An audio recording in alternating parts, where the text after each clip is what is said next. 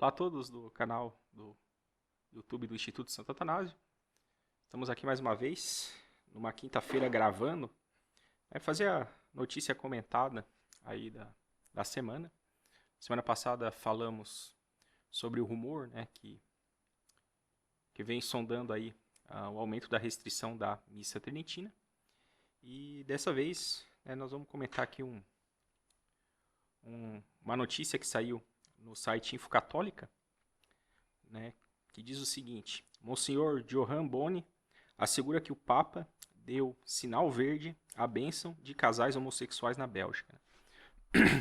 Bom, casais, disclaimer aqui, casais homossexuais é uma contradição de termos, porque casal pressupõe que um elemento é do sexo masculino, outro é do sexo feminino, então falar de casal homossexual é contraditório. Porém, nós estamos no mundo desestruturalista do Derrida, e as palavras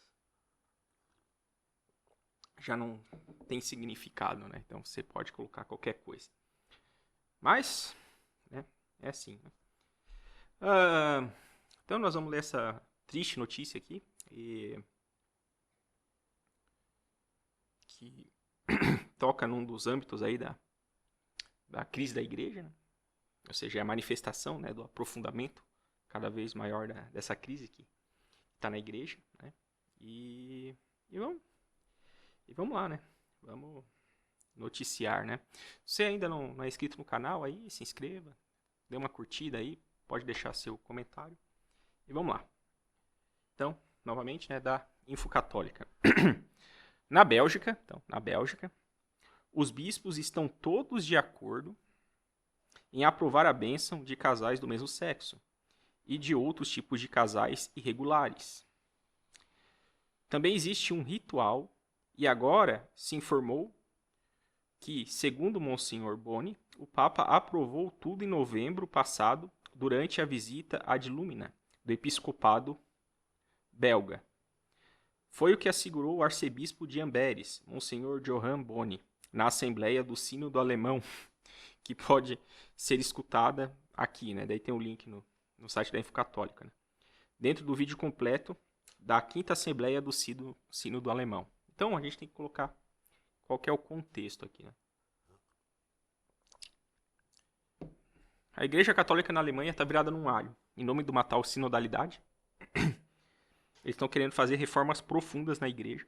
Assim, reformas assim que Lutero jamais pensou em fazer, Se bem que o Lutero fez uma revolução, eles também querem fazer uma revolução, embora chamem de reforma. Mas, ou seja, aquilo que é a doutrina da igreja, eles querem fazer ao contrário, em nome de uma tal sinodalidade. Ou seja, é a ruptura completa. Veja, depois do Concílio Vaticano II, isso já, novamente, vamos voltar para o modernismo que a gente falou no vídeo passado. Após o Concílio Vaticano II, o modernismo, que já estava forte, ficou ainda mais forte, e teve o pretexto aí para dominar a igreja e fazer valer suas ideias malucas, Aqui no Brasil, por exemplo, a teologia da libertação tomou conta, e a gente sofre até hoje isso. Pois bem, na Europa o negócio está pior.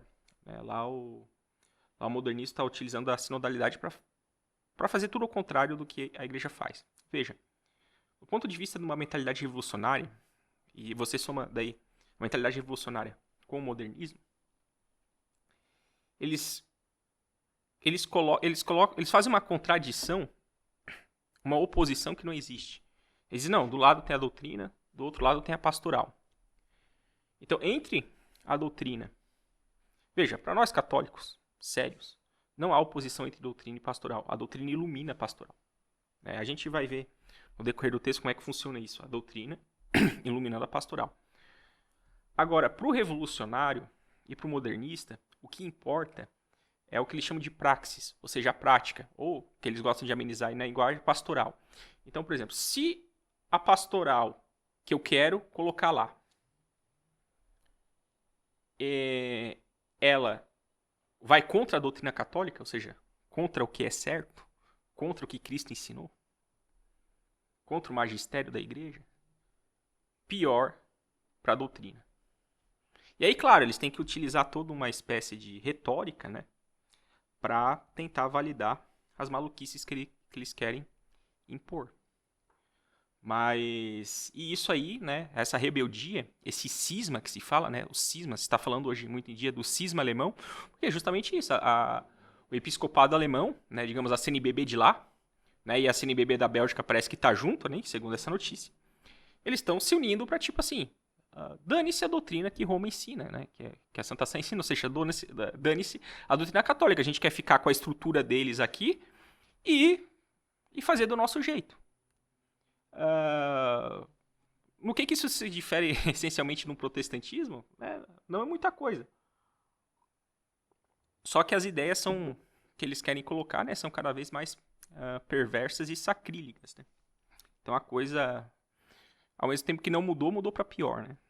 Como diz a Sagrada Escritura, né, não há nada de novo debaixo do sol. Né? Mas vamos lá. E uma jornada repleta de intervenções de 1 minuto e meio cada uma, Boni pôde beneficiar-se de nada menos de 8 minutos para contar como os bispos belgas introduziram oficialmente em suas dioceses as bênçãos de casais irregulares, desafiando o responsum que a Congregação para a Doutrina da Fé havia publicado no ano anterior com a aprovação do Papa. Então veja, a Congregação da Doutrina da Fé, quando a Igreja Alemã começou a discutir esse negócio de você criar um rito aí para dar a bênção, né, para esses casais irregulares, regulares, claro, deixando aqui claro, né, do ponto de vista da doutrina católica, né, fizeram lá um documento onde se reafirmava o que a igreja sempre reafirmou. Ou seja, o que a igreja sempre afirmou? Assim, eles estão objetivamente de maneira irregular, ou seja, estão objetivamente, na realidade, no fato, concretamente, né, em estado de pecado. Então, é nulo dar uma bênção sobre isso. Né? Um amigo nosso, o Lincoln, ele escreveu um livro chamado Coração Orante, né, que eu recomendo. Não sei se ainda tem edição para vender, mas o Lincoln ele destina todo um capítulo, né, muito bem escrito, sobre a palavra bênção. Né? E basicamente bênção quer dizer bem dizer. Né? E dizer tem relação com a palavra, tem relação com logos. Né? Então, é desejar o bem. Só que uma pessoa que está em pecado, você desejar o bem dela, vai pensar o católico, é ele sair da situação de pecado. Porém, como eu falei, os modernistas não pensam assim. Eles acham que assim, não, como é que a gente muda isso? Bom, na prática a gente quer abençoar. A doutrina diz que não dá. Então o que a gente faz? Como eu falei, dane-se a doutrina. Vamos desobedecer. Né? Eles que ficam cobrando carteiraço aí, Concílio Vaticano II pra cá, pra lá e tal. Desobedientes do cão. Né? Adora cobrar obediência quando é para impor as idiosincrasias dele, não é para impor a verdade, a doutrina correta, é para impor a loucura, né, sobre toda uma igreja do país. Então, é assim que funciona, né, a soberba arrogância desses prelados aí. Então, basicamente é isso. Eles vão tentar resolver esse problema da pastoral, ou seja, uma pastoral que, por estar longe da doutrina, não dá para se conciliar com ela. Então, o que você faz? Ignora ou tenta mudar a doutrina. O que é absurdo. O que equivale a dizer que, tipo assim, ó, Jesus estava errado. É isso que equivale a dizer. Porque para eles, né, na visão modernista, os dogmas vão mudando com o passar do tempo. O que significa que Deus vai mudando com o passar do tempo. Porque eles não enxergam Deus da maneira como nós enxergamos. Eles enxergam Deus de uma maneira mutável, à la Hegel. Né? Não dá para aprofundar muito aqui, mas é basicamente isso. Isso não é catolicismo, isso é mais gnosticismo do que outra coisa. Continuando. O arcebispo Boni explicou que os bispos belgas, depois de ler e meditar durante 2 dias a exortação pós-sinodal Amoris Laetitia, elaboraram um breve texto de 2 páginas e meia, com só 4 parágrafos, no qual se reconhece 2 pontos fundamentais. 1. Pastoral estável de pessoas queer. Este é o termo utilizado por Boni, mas para o contexto se entende que se refere a todas as orientações de LGBTQ. Com a designação de um responsável por cada diocese e um grupo interdiocesano estável. E, em segundo lugar, a bênção de todos os casais irregulares. Então, o que é isso aqui? Essa aqui é a agenda LGBTQI, aí querendo, né, avacalhar com a doutrina da Igreja Católica. A gente já vai ver na sequência qual que foram... Eles citaram um documento pós-sinodal do Papa Francisco, a Moli Letícia. Moli Letícia, ele causou toda uma controvérsia no mundo católico, essa encíclica aí do Papa Francisco, porque o contexto era dar comunhão para casais de segunda união, casais divorciados que estão em segunda união. Objetivamente, né, se eles têm uma vida sexual ativa, etc., eles estão em estado de adultério, que é pecado grave, então eles não poderiam comungar. Aí tem umas brechas ali na Moli Letícia, né, que... Não, agora você pode dar comunhão para casais de segunda união, etc. Então, aí chega assim, ó, se vale para casal de segunda união, né, o raciocínio dos belgas não está de todo errado, né? O que está errado é a doutrina, né, que está querendo colocar aí, mas se pode para casais que estão em situação de adultério de pecado, se pode dar comunhão para eles, por que não pode dar bênção para outros tipos de casais irregulares? E nisso eles têm razão, o problema é que não pode nem para um nem para outro, né, segundo a doutrina católica de sempre. Esse é o problema, mas os modernistas não querem saber disso.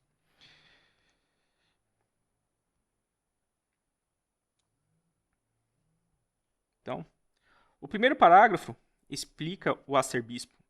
Aponta aos dois textos nos quais se basearam essas duas decisões, a saber, os parágrafos 297 e 303 de Amoli Letícia.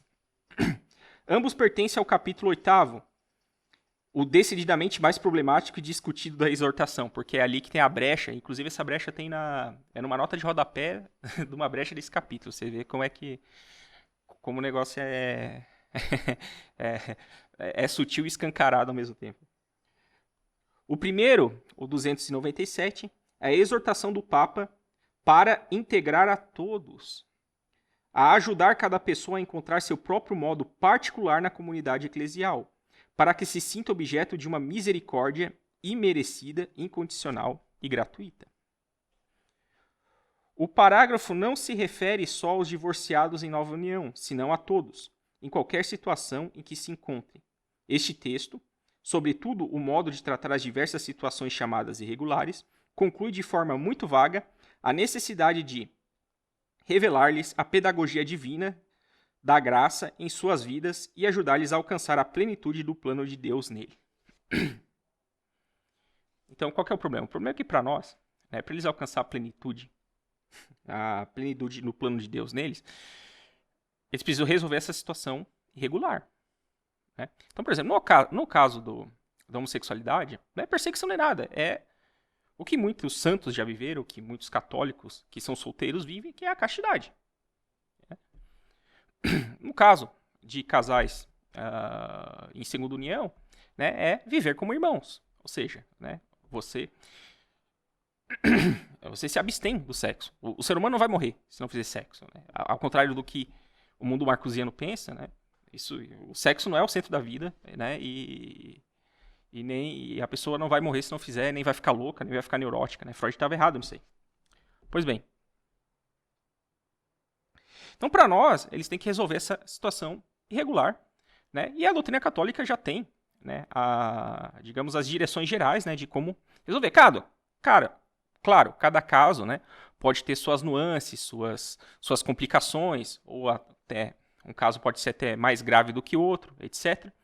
Mas se dá para resolver dentro dos princípios certos, corretos, né, sem sacrificar, né, a fé por conta disso. Agora, na cabeça do modernista, o que isso significa? Significa mudar a doutrina para que essas pessoas possam se sentir acolhidas, para que elas possam se sentir dotadas de misericórdia. Só que aí é que tá. Eu já fiz uma reflexão recentemente sobre a misericórdia. E misericórdia não é permissividade. Muito pelo contrário, misericórdia é eu reconheço a miséria, eu reconheço uma miséria e tento fazer a pessoa sair dessa miséria. Isso é misericórdia. Então, e o que é a miséria do homem? É o pecado. Então, se eu vejo o homem no pecado, para eu agir de misericórdia para com ele, eu tenho que tirá-lo do pecado. Não à força, não à punhalada, não batendo, não com violência. Né? Pela persuasão, pelos bons exemplos. Ou seja, pelos conselhos evangélicos. Né? Então, essa é a questão. Né? Então você vê como que as palavras elas estão começando, né, a não significar o que elas significam aí para o pessoal belga e para o pessoal alemão. Né? Então, né, como é que você vai alcançar a plenitude do plano de Deus se, quando a gente está em estado de pecado mortal, nós somos inimigos de Deus? Para a gente ter a plenitude do plano de Deus em nós, para que todo mundo tenha essa plenitude, a gente tem que ser amigo de Deus, tem que estar em estado de graça. Essa é a grande questão. Bom, o segundo parágrafo, o 303, é a famosa passagem sobre a implicação da consciência na pastoral da igreja. Com efeito, a consciência pode reconhecer com sinceridade e honestidade qual é o momento, a resposta generosa que se pode oferecer a Deus, e descobrir com certeza moral que essa é a doação que Deus mesmo pede em meio da complexidade concreta das limitações, embora não seja ainda plenamente o ideal objetivo. Então aqui, essa parte aqui é problemática. Né? Você pode interpretar de duas maneiras. Você pode interpretar o seguinte: esse caso aqui está muito difícil. Você não vai conseguir sair do pecado para a graça de uma hora para outra. Então você tem que fazer todo um processo para sair, com acompanhamento e tal. Com o que, né, o termo que o Papa Francisco gosta de utilizar, que também é muito problemático nos dias de hoje, chamado de discernimento. Né? Então você utiliza um discernimento pastoral para tentar, como eu disse, qual que é o objetivo do católico? A vida da graça, morrer em estado de graça para ir para o céu. Esse é o nosso objetivo nessa vida. Então, para ajudar as pessoas a fazer disso, ainda que seja passo a passo, com acompanhamento, né, parece que essa passagem, se bem interpretada, pode significar isso. Porque o que é o discernimento? O discernimento é o seguinte. Veja, para São Bento, São Gregório Magno, São Basílio, né, no monarquismo antigo da igreja, o discernimento é considerado a rainha das virtudes. Porque o discernimento faz com que a gente discina o bem do mal. Para que a gente possa escolher o bem e rejeitar o mal. Então, se a gente não tem discernimento, nossas escolhas têm grandíssimas chances de estarem equivocadas. Eu achar que eu estou numa situação boa quando eu não estou. Então, o que vai dar luz, né, para nossa consciência poder julgar corretamente o negócio é o discernimento. Não é uma questão mágica. Né? É o discernimento, é todo um processo. E os pastores, eles têm que ajudar, né, as pessoas a discernirem, né, o correto e o plano de Deus na vida deles. Que nunca é o pecado. Que fique claro. É a vida da graça, gente. Né? É a vida católica. Né? O evangelho é a boa nova do evangelho. É isso. Pois bem, isso é o discernimento para nós. Ou seja, o discernimento clássico. Né? Porém, os modernistas adoram usar essa palavra o quê? Para fazer para fazer a inversão satânica que eu falei anteriormente. Para que, se a doutrina vai contra a pastoral, o que eu faço? Sacrifico a doutrina em nome da pastoral. E esse processo de sacrificar a doutrina em nome da pastoral, eles gostam de cinicamente chamar de discernimento. Então, tipo assim, né? Não, é pecado. Mas no teu caso, como ele é muito complicado, não é tão pecado assim, então fica tranquilo. Não, peraí. Né? Eles gostam de dizer assim, não, você está no estado objetivo de pecado. Mas se subjetivamente você acha que não é pecado, então não é pecado. Por quê? Porque é o teu discernimento. Acho que não, isso aí é uma maneira completamente errada de você aplicar o termo discernimento. Né? Se você está em estado de pecado, você tem que ajudar a pessoa a ver que ela está. Não é porque eu sinto. Não. Veja, o que é a verdade? A verdade é a adequação do nosso intelecto à coisa. Então, se eu estou objetivamente em estado de pecado, então eu estou em estado de pecado. Mas eu não sinto assim. Não, mas então eu não estou com a verdade. Agora, quando eu começar a saber, que não é nem questão de sentir, é questão de saber. Quando, né, eu fui convencido de que eu estou em estado de pecado mortal, e eu sei disso, aqui eu tenho a verdade. Aí eu vou ficar parado? Não, né? Aí eu tenho que tentar resolver essa situação saindo desse estado de pecado mortal, né? Mas vocês vejam que existe uma guerra da linguagem muito diabólica, né? Envolvendo toda essa discussão, né? Isso sem mencionar a questão de histeria, né? Quando a gente vai, né? Se a gente critica lá a agenda LGBTQ, que é uma agenda, né, anticristão aí, que defende comportamentos que nós consideramos pecaminosos, eles já vão dizer que a gente é homofóbico, que a gente quer matar gay, que a gente odeia gay, e é justamente o contrário, né? E detalhe, a gente não, longe de nós querer, né, converter as pessoas à força, porque a conversão é uma graça que Deus dá, né, que atua a partir do interior, né? A gente do exterior pode tentar preparar o terreno, ajudar a pessoa, né, o próximo, preparar o terreno para receber essa graça da conversão. Mas nós ali, eu te obrigo a converter e tal, isso não existe e isso não funciona. Bom, na aplicação que fazem os bispos belgas uma relação sexual desordenada e objetivamente pecaminosa, pode converter-se assim no máximo que se pode oferecer a Deus em um dado momento.